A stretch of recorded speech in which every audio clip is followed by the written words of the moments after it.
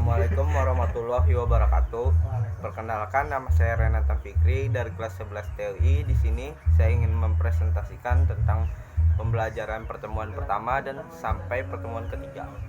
Di pertemuan pertama ini di sini menjelaskan tentang teknik urutan pemecahan masalah matematis menggunakan diagram alir. Yang pertama, tekniknya yaitu mencari masalah. Kegiatan ini menunjuk pada apa yang diketahui, apa yang ditanyakan, apakah informasi yang diberikan cukup, kondisi syarat apa yang harus diketahui, menyatakan kembali masalah asli dalam bentuk yang lebih operasional atau supaya mudah dipecahkan. Yang kedua, merencanakan penyelesaian masalah. Di sini menghubungkan antara data yang diketahui dengan permasalahan yang ada, memilih rencana pemecahan masalah yang sesuai bergantung dari seberapa sering pengalaman kita menyelesaikan masalah sebelumnya. Dan yang ketiga ialah menjalankan rencana penyelesaian masalah. Ini lebih mudah daripada merencanakan penyelesaian masalah. Yang harus dilakukan hanyalah menjalankan strategi yang telah dibuat dengan menggunakan model matematika yang telah disusun, yang bisa didasari dengan ketekunan dan ketelitian untuk mendapatkan penyelesaian masalah. Yang keempat, kita harus mencek hasilnya, menunjuk pada menganalisis dan mengevaluasi apakah prosedur yang diterapkan dan hasil yang diperoleh benar, apakah ada prosedur lain yang lebih efektif, apakah prosedur yang dibuat dapat digunakan untuk menyelesaikan masalah sejenis, atau apakah prosedur dapat dibuat generalisasinya. Dan ini dan di sini saya ingin menjelaskan tentang membuat dan menggunakan program dalam menyelesaikan masalah menggunakan bahasa C.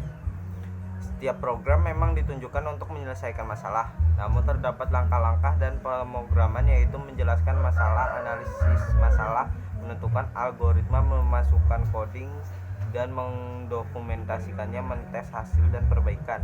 Yang pertama, kita harus menjelaskan masalah tersebut. Kita harus memahami masalah intinya, kebutuhan kita, dan output yang kita hasilkan. Contohnya, bagaimana cara membuat program menghitung keliling segitiga dalam bahasa C. Analisis masalah. Di fase ini juga memikirkan bagaimana solusi dan permasalahan tersebut. Apabila solusi tersebut ditemukan, maka carilah strategi agar program tersebut berhasil, yaitu contohnya mencari rumus keliling segitiga, dan tujuan untuk memprogram mencari keliling segitiga dalam bahasa C. Yang ketiga, kita harus menentukan algoritmanya terlebih dahulu. Di fase ini kita menentukan algoritma dalam menyelesaikan suatu masalah. Algoritma sendiri ialah kumpulan langkah-langkah untuk menyelesaikan suatu masalah.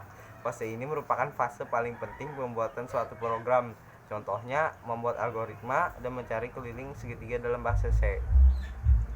Yang keempat, kita harus masukkan ke coding dan kita harus mendokumentasikannya. Coding ialah penerjemah algoritma kita ke bahasa pemrograman yang dipahami oleh komputer. Fase ini ialah proses inti dalam pemrograman. Dokumentasi sendiri ialah proses penyimpanan suatu algoritma atau coding dalam suatu berkas agar bisa ditinjau di kemudian hari. Contohnya yaitu dengan memasukkan rumus yang sudah didapatkan dan dimasukkan ke dalam program bahasa C. Yang kelima, kita harus mentes hasilnya, ialah proses pengujian atau suatu program tersebut dan menyelesaikan masalah kita. Dengan melihat input, kita harus memasukkan output yang kita harapkan. Contohnya dalam pemrograman keliling lingkaran, apakah hasilnya sesuai dengan yang kita analisis. Yang keenam, kita harus melakukan perbaikan jika ada yang salah. Jadi nggak usah beli baru. Yang keenam, perbaikan. Proses perbaikan jika program tersebut mengalami error dan hal-hal yang tidak diharapkan. Proses maintenance akan membawa kita kembali ke desain dan mengembangkan algoritma. Contohnya, apabila program keliling segitiga yang kita buat tidak mendapatkan hasil yang diinginkan, maka program tersebut harus diperbaiki. Sekian dari presentasi saya. Salah hilap saya mohon maaf. Wassalamualaikum warahmatullahi wabarakatuh.